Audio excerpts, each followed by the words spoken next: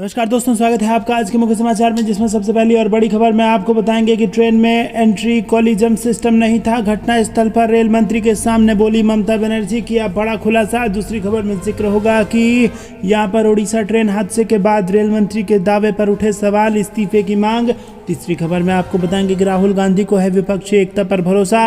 America में कांग्रेस नेता ने 2024 चुनाव के लिए पेश किया है प्लान। और चौथी खबर में जिक्र होगा कि 9 जून तक ब्रिजभूषण को गिरफ्तार नहीं किया गया तो फिर पहुंचेंगे जंतर मंतर, राकेश टिकैत का बयान। और पांचवी खबर में जिक्र होगा कि शिवसेना का तंज, पीएम को भी लगता है कि राहुल गांधी लोकसभा में देंगे चुनौती, मोदी शाह के कारण चुनाव हारेगी बीजेपी। दोस्तों, हर एक खबर की गहराई में आपको ले जाएंगे, लेकिन उससे पहले अगर आपको भी ऐसा लगता है कि 2024 में बदल रही है सरकार तो वीडियो को लाइक करके कमेंट में लिखिए जय हिंद और साथ ही साथ चैनल को सब्सक्राइब कीजिए। रुक करते हैं सबसे पहली और बड़ी खबर की तरफ।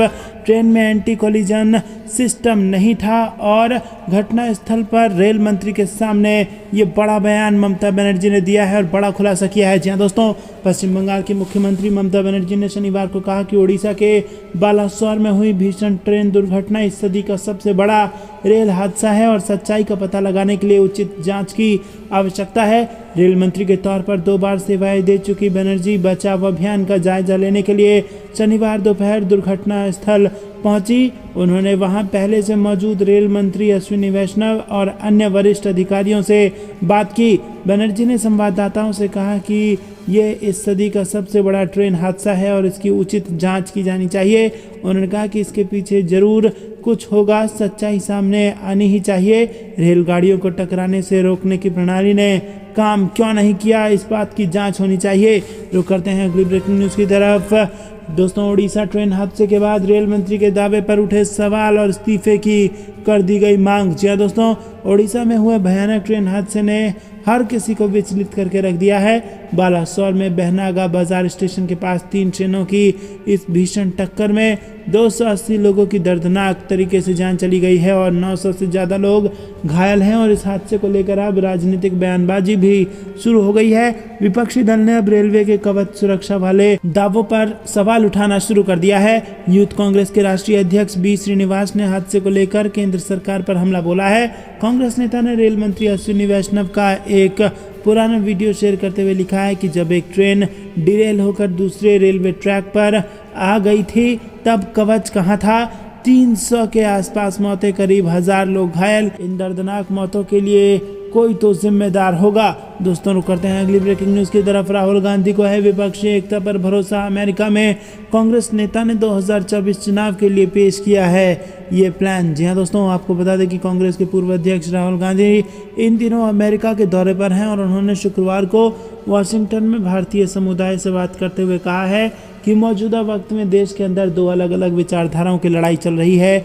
इसके अलावा उन्होंने ये भी विश्वास जताया है कि भारत में बीजेपी के वैकल्पिक दृष्टिकोण के लिए विपक्षी पार्टियां एकजुट हो रही है। और राहुल गांधी ने यह भी कहा है कि जब भी वो गैर कांग्रेस विपक्षी दलों से मिलते हैं तो उन्होंने हमेशा इस बात पर जोर दिया है कि वो एकजुट होकर लड़ें। इसके साथ ही उन्होंने मीडिया के एक धड़े को भी निशाने पर लिया और बीजेपी को लार्जर दैन लाइन दिखाने का आरोप भी लगाया। उन्होंने कहा कि मीडिया के बहुत से लोग बीजेपी और आरएसएस को लार्जर दैन लाइफ दिखाना पसंद करते हैं। कृपया हिमाचल प्रदेश और कर्नाटक के विधानसभा चुनाव को भी देखें।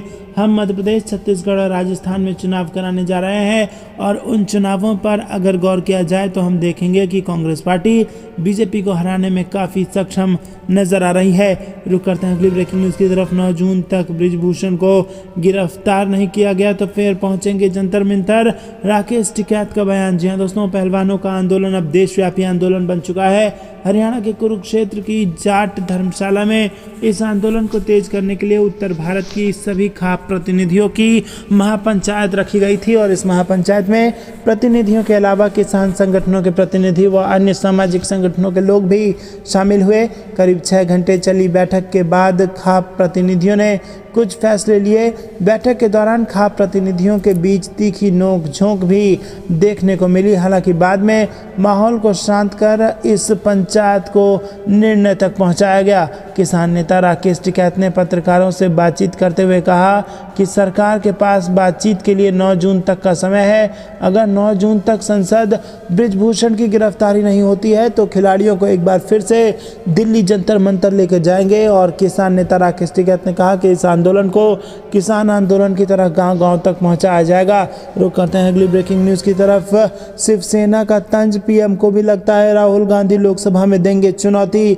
मोदी शाह के कारण चुनाव हारेगी बीजेपी। जी हां दोस्तों, शिवसेना ने एक बार फिर लोकसभा चुनाव के लिए विपक्ष को एकजुट करना शुरू कर दिया है। शुक्रवार को शिवसेना ने कहा कि अगर विपक्ष के सभी मुख्य नेता अपने अपने अहंकार और प्रधानमंत्री बनने की इच्छा को छोड़कर साथ आ जाएं तो 2024 में भाजपा को हराया जा सकता है। वहीं दोस्तों, शिवसेना ने कांग्रेस नेता राहुल गांधी की प्रशंसा करते हुए कहा कि जनता उनके धैर्य को पसंद करती है। लोगों को अब इस भ्रम से निकल जाना चाहिए कि कांग्रेस परिवार के राहुल गांधी नरेंद्र मोदी की तरह प्रधानमंत्री नहीं बन सकते। अब तो प्रधानमंत्री मोदी को भी ऐसा ही लगता है कि राहुल गांधी उन्हें कड़ी चुनौती दे सकते हैं। शिवसेना ने अपने मुखपत्र के एक संपादकीय में कहा कि भाजपा के लिए कर्नाटक की हार 2024 के लिए एक अपशकुन है।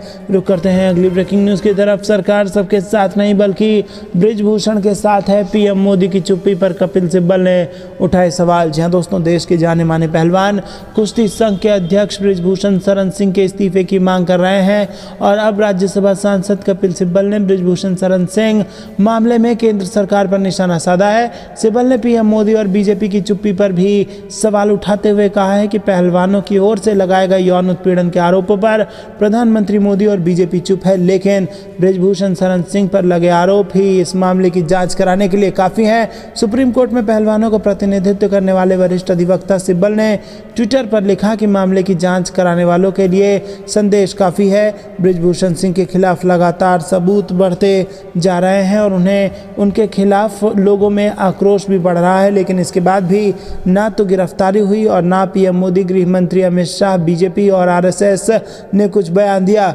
दोस्तों, रुक करते हैं अगली ब्रेकिंग न्यूज़ की तरफ। राजद्रोह का कानून समर्थन करने वाली विधि आयोग की सिफारिश लोकतंत्र के खिलाफ, बोले कपिल सिब्बल। जी हां दोस्तों, राज्यसभा सदस्य और पूर्व कानून मंत्री कपिल सिब्बल ने कहा है कि राजद्रोह कानून का समर्थन करने वाली लॉ कमीशन की सिफारिशें गणतंत्र के लोकाचार और नींव के विपरीत है। आयोग ने राजद्रोह के अपराध के लिए दंडात्मक प्रावधान को बरकरार रखने का प्रस्ताव करते हुए कहा है कि इसे पूरी तरह से निरस्त करने से देश की सुरक्षा और अखंडता पर भी गंभीर प्रतिकूल प्रभाव पड़ सकते हैं। सिब्बल ने शुक्रवार को एक संवाददाता सम्मेलन को संबोधित करते हुए कहा कि मैं इन सिफारिशों से परेशान हूं। ये सिफारिशें स्वयं गणतंत्र के लोकाचार के विपरीत हैं और वो गणतंत्र के सार के विपरीत हैं, गणतंत्र की नींव के विपरीत हैं। रुक करते हैं अगली ब्रेकिंग न्यूज़ की तरफ। कर्नाटक की तरह मध्य प्रदेश में भी चलेगी बजरंगबली की गदा, भ्रष्टाचारियों का होगा सफाया। पूर्व केंद्रीय मंत्री ने दिया बड़ा बयान। जी हां दोस्तों, कांग्रेस कार्यकर्ताओं से संवाद कार्यक्रम में शामिल होने सागर पहुंचे पूर्व केंद्रीय मंत्री अरुण यादव ने हनुमान चालीसा का पाठ किया और अरुण यादव ने कहा कि कर्नाटक की तरह मध्य प्रदेश में भी बजरंगबली का गदा चलेगा और भ्रष्टाचारियों का यहां पर भी सफाया हो जाएगा। दोस्तों, पूर्व मंत्री ने आगे कहा कि मध्य प्रदेश में भगवान के नाम पर भी भ्रष्टाचार किया जा रहा है और ये देश में पहली बार देखा जा रहा है। कर्नाटक में 40% कमीशन को सरकार बनी थी और मध्य प्रदेश में 50% कमीशन की सरकार है। अब भगवान बजरंगबली प्रदेश की जनता को न्याय दिलाएंगे। दोस्तों, आपको क्या कुछ लगता है कमेंट में जरूर बताइए। अंत तक बने रहने के लिए बहुत बहुत धन्यवाद। जय हिंद, जय भारत।